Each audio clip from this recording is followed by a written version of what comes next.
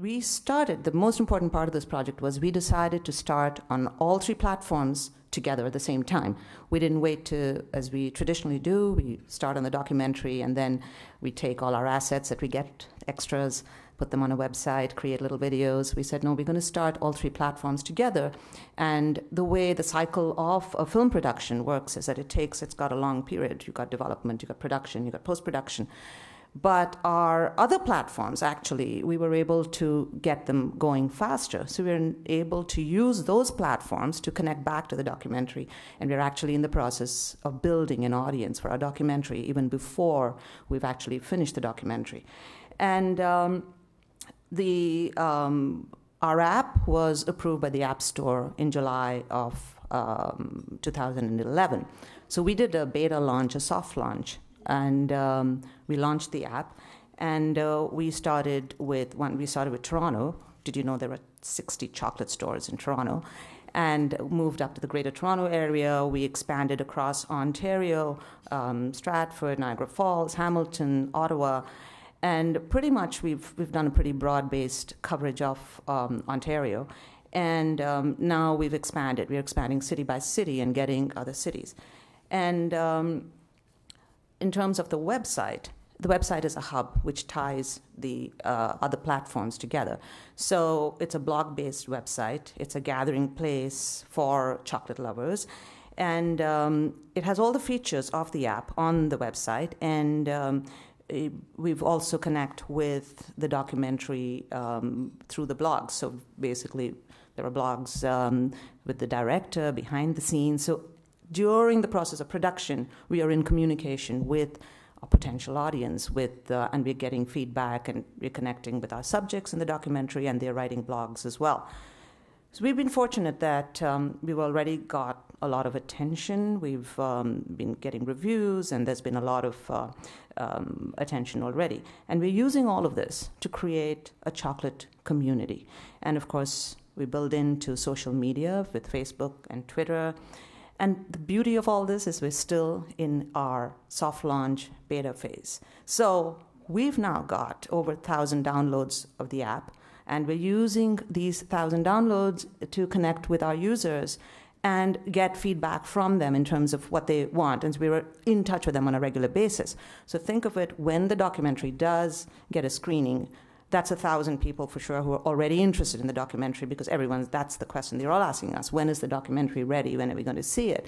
And that's 1,000 people more than, just my parents are going to come to the screening. So that's pretty good. That's any documentary producer's dream, I guess. As part of the feedback we got from our users was people wanted, and this is a growing trend, chocolate is like wine. People want to find chocolate. They want to taste chocolate. They want to have pairings with chocolate.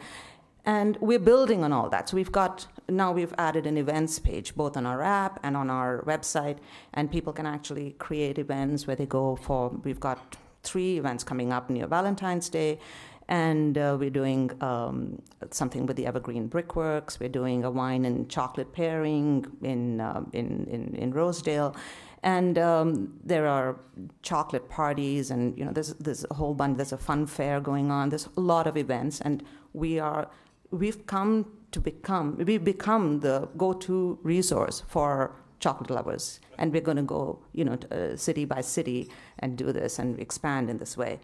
So we are building gradually this chocolate community, and and our documentary is now finally getting completed, and we're hoping by the time we launch it, we'll build on this chocolate community.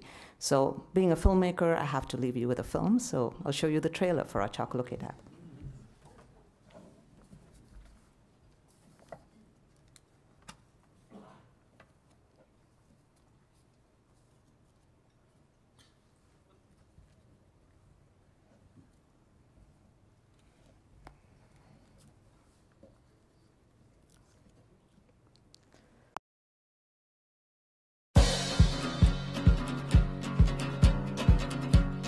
What is our cultural obsession with chocolate? I love chocolate. I usually eat their chocolate at least twice a week. Sometimes I go heavy on the chocolate, make a trip to the bulk barn, stock up and get a bunch of treats. Sometimes I'll chant to the chocolate.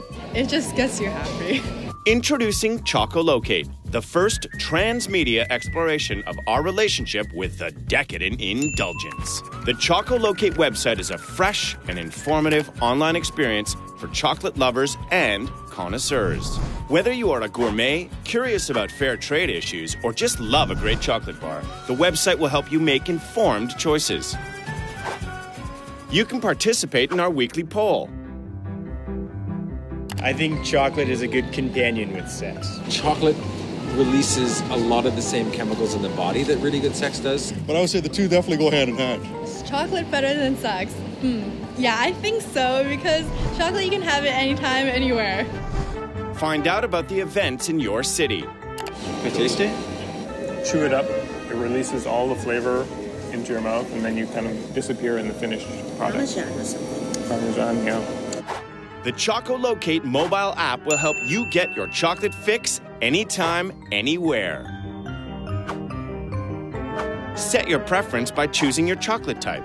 I prefer to cook with chocolate, so more like bitter chocolate mostly. You have to have a chocolate cake or a chocolate high. I love dark chocolate. And that's not all.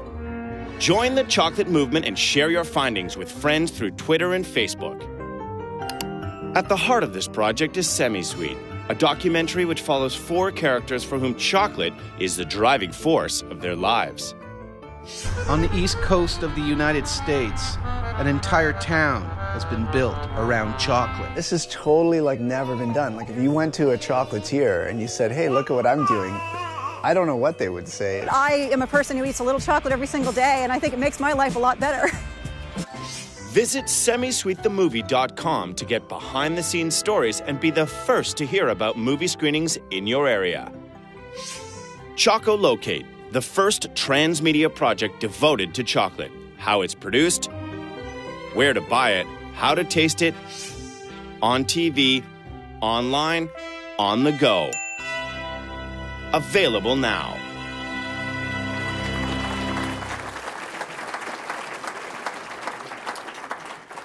We have to thank our sponsors. We've got a TVO, the CMF, Bell Media Fund, and OMDC. Questions? Chocolate questions.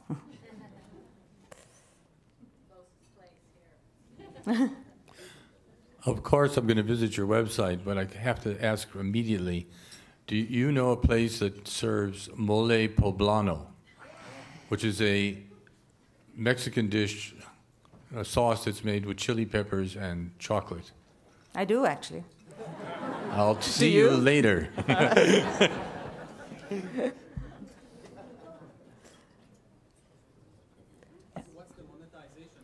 Well, the M word. I was surprised no one else got asked that question, but I get asked this question. But no.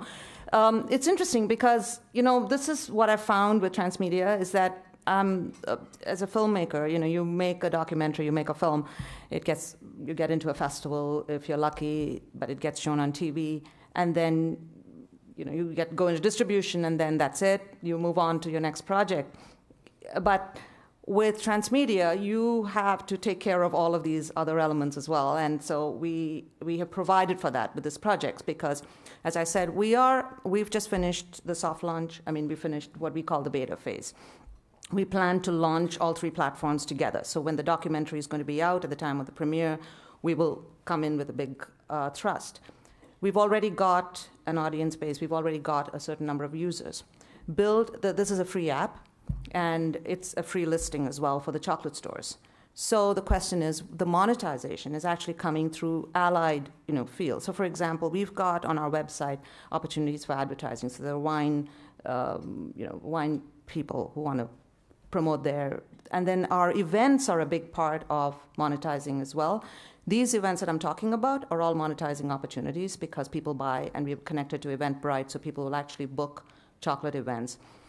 Through the summer, we're going to be creating chocolate trails where we're linking a whole bunch of chocolate stores together, and that's a chocolate passport which people will buy, and we'll get a little bit of the back end.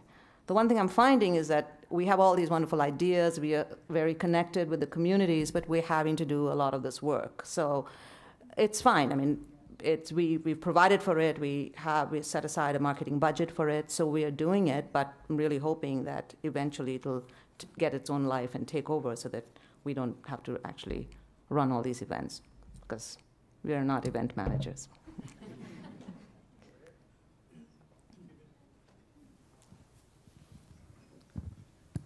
Hi, is there something special about chocolate that makes this work? Or could you do it with mushrooms or pizzas or, anything we can dream up? If you've got the kind of statistics that chocolate consumption has got, it should work with anything else. But the thing about chocolate is it's universal. It cuts across all age groups. There are health benefits that are supposed to be attributed to chocolate, not which there are with good chocolate, and there's all of that. But chocolate is universal, so finding a product which is equally as universal it should work. The model should work for anything like that. But it's hard to find a product like chocolate.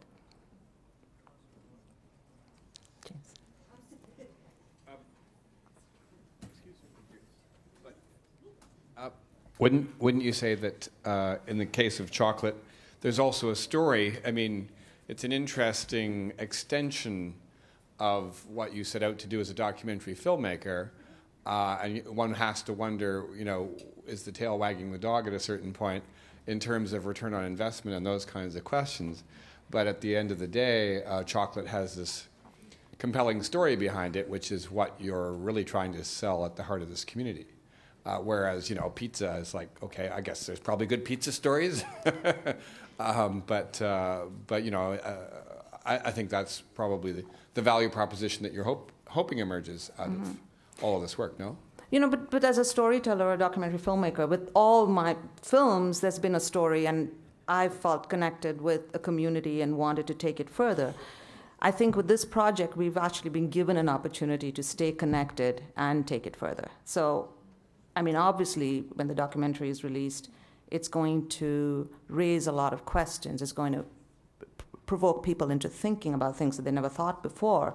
And for those who want to take action or do something beyond that, we're now providing platforms that they can go to and be connected and do something, which is fantastic. And as a filmmaker, you are connected with that community, which I think Stephanie referred to in the previous panel, which is with crowdsourcing. You actually get connected with the community who's supporting you, which is quite phenomenal and a reward in itself.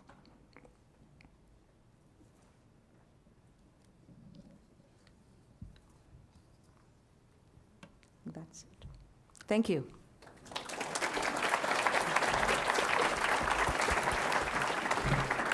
Thanks very much, Lalita. I imagine that there are dozens of people in the room right now downloading the app. And if attendance in the afternoon panels declines somewhat, I think we know where they're going. But thank you. We hope that gives you a sense of some of the terrific projects that have been emerging from OMDC's funding and the innovative and exciting things that are going on here in Ontario.